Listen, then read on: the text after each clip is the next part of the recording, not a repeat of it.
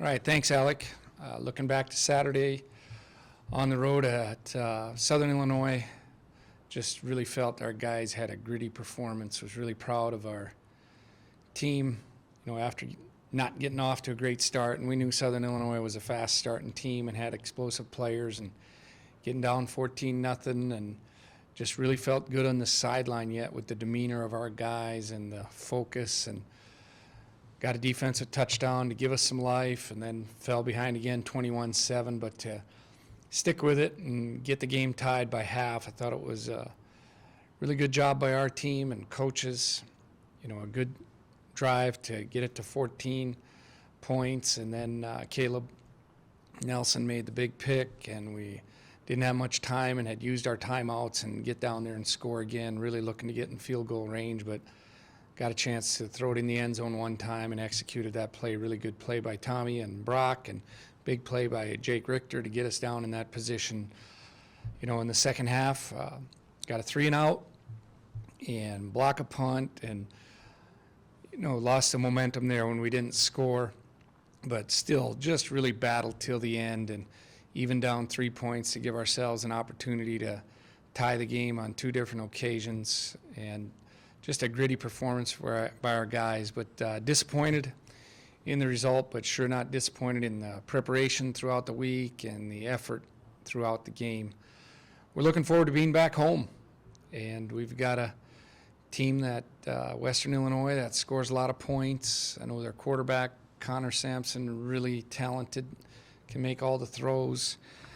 Houston and Tate, top-tier receivers in the league, making a lot of catches, and a defense that really attacks and plays hard. And this past week, it's the final score against a very good South Dakota State team doesn't tell the whole story. That's a 2017 game in the third quarter, and so we expect another tough opponent, Missouri Valley opponent, coming in, and we got to prepare hard this week and really focus on our preparation one day at a time, and then be ready to go Saturday afternoon.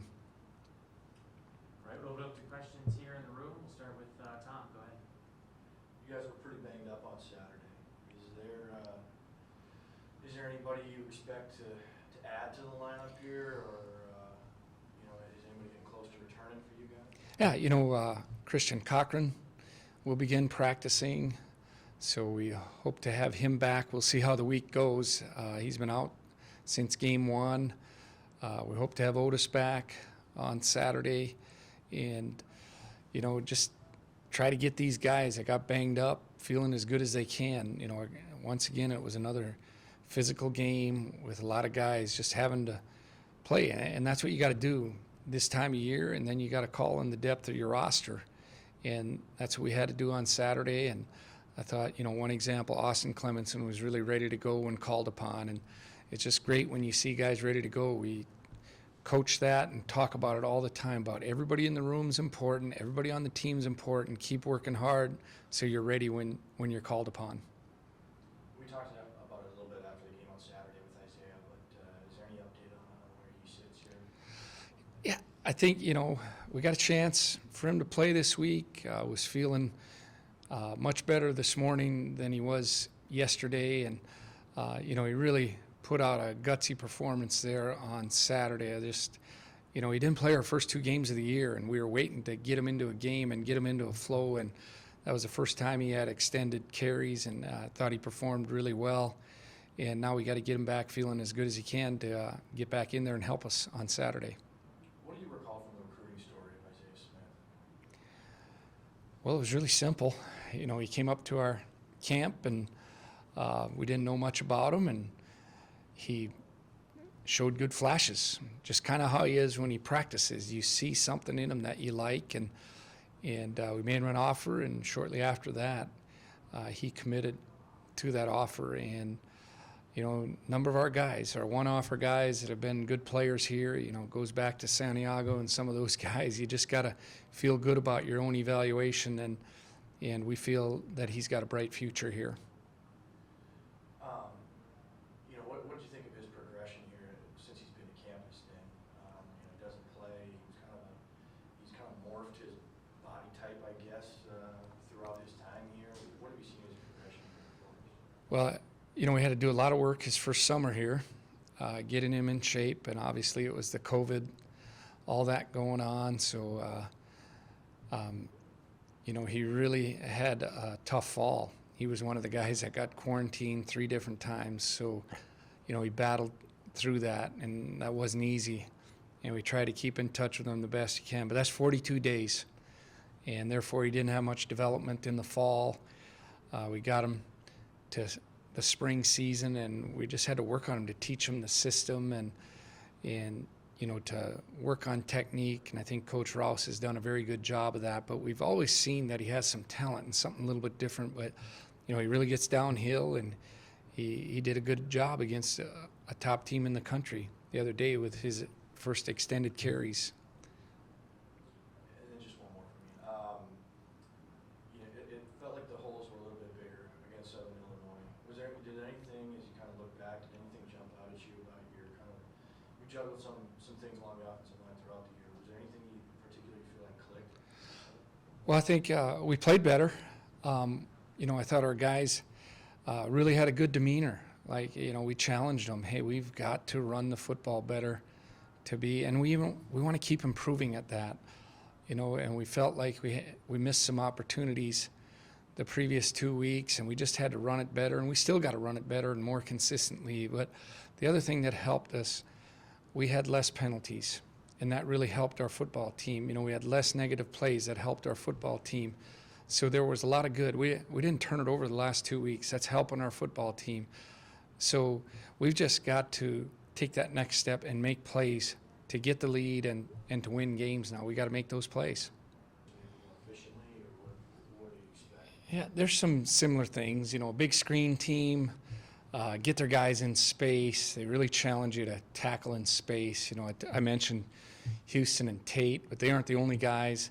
I think, running the football better, and then defensively, I just feel like they're playing better defense. They're, more stout against the run and really running to the football and playing hard. And they've added some depth with some transfers to their team, so they're able to rotate a little bit more than they were in the spring. This was a team that spring probably affected them. The COVID probably affected them more than some of the other teams in the league. But they've played very well. They came from down 35-7 to beat Youngstown. They played Eastern Washington after being down, got back in that game. So they're really explosive, and this is a team that deserves a lot of attention and respect because they've got a lot of good players and they play hard. You guys have started league play at 1-3, but you also have 3 of your next 4 at home. Do you think the players have any sense or sense that there's an opportunity here to string some wins together and get back in the race? Well, I think, you want to do it one game at a time, so that's really what we got to focus on. But, we've had a challenging schedule with a number of games on the road early. Our first 2 of the season on the road, 2 out of our first 3 conference games on the road, and the one we had at home was against, North Dakota State, a team that traditionally has been at the top of the league. So, we've got to really keep fighting here, and that's what we're the message to the team is just keep fighting, because you can get back into this race, but you got to do it one day at a time and one opponent at a time. But our schedule, being at home the majority of the time, the last 5 games, should help us. Okay, a couple questions for you on the Zoom. Devin Fry asks, first, does it make these last 3 games more frustrating with how close the scores were? I think you're disappointed. When you lose close games, you really can look at just one thing here or there that can change the result. Maybe it's a play call or a decision or, one play. All those things really add up, and you really, every week we're looking at our performance and evaluating it. But I just think when they're close like that, you evaluate in a different way. It's just kind of human nature about how when they're close, they're really, really disappointing. But like I said, I've always felt good about our team. I love our football team, the way they fight and battle, and we've had a lot of good fight this season and just haven't gotten the results in some of these close games. And then Devin has a follow-up. How does it feel to see Isaiah Smith and Luke Stokna both step up when Otis is out? Well, it's just a great feeling because you want guys that are ready to go when they get their opportunity. And Luke's been doing that for a few years now. And Isaiah was a bit of an unknown, but we sure like his practice effort and how he goes about his daily work. And I think that showed on the field on Saturday. Nick Cousin asks, what was said to Brady Stevens after those 2 missed field goals late in the game? Yeah, I couldn't find him on the field. You know, it was kind of crazy with, you know, the home team's going to obviously get out on the field and celebrate, and you do the handshake and all that. But, you know, just told him to hang in there. We know he was working hard, and he's worked hard to be in this position. I really believe he's improved a lot since he's been in our program. So the thing that you always look at is a guy working to get better, and is he ready to go when he gets his opportunities. You know, the first week, 2 for 2, and this week, you know, we get one blocked, and, you know, he misses that first one that he hit pretty well, and the last one, you know, that's a tougher kick, but it was our best chance to tie the game, and he, you know, he was going to do his best, and now we've got to really work hard that he just keeps working on his routine, and he'll get other opportunities while he's a part of our program. And when he gets it, he's got to be ready and make it, and then you gain confidence and start building your confidence again. And then his follow-up is, how much does the ability to fight back from deficits keep this team confident moving forward? Well, I think it keeps them believing in each other, and, you know, you got to do that. You got to keep fighting, and we saw that we could be 2 scores down to a top-ranked team in the country and get back and tie it. We were down another score, and then had our best drive of the day to tie it with a touchdown and got into field goal range twice. You know, so that should help us. Obviously, you want positive results to build off that, but that kind of stuff you got to build off it because that's what we have at this point. And our team will fight. I really got faith in these guys that they'll keep fighting. Taylor Budge says, kind of similar, how have you kept a positive mindset yourself and the team after having a 3-game losing streak? Well, I think it's your only choice, Taylor. I think, you know, you can be positive or you can be negative, and you got a choice in the morning when you get up. You got a choice when you get into the office. You got a choice when you get around the team, and you got a choice what you share with the team. And that was our last thing we talked about at the end of our meetings yesterday before we went out on the practice field was we got to have a positive atmosphere out here today. And, you know, and it takes some work. You do have to work at it, but you got a choice to be positive, and we need to be positive because that's how you get the best results, and that's how you can change your fortune in this game. And then her follow-up is, how have other players on the offense stepped up without the big numbers that we've seen from Otis in the spring? Well, I think, you know, our numbers need to keep improving, but we had our tailbacks have more productive days. You know, I thought Tommy played well the other day. We added Quincy, and he had some positive plays that helped our team offensively. I think our defense has stepped up and got us some field position, you know, the last 3 quarters of that game, and then especially in the second half.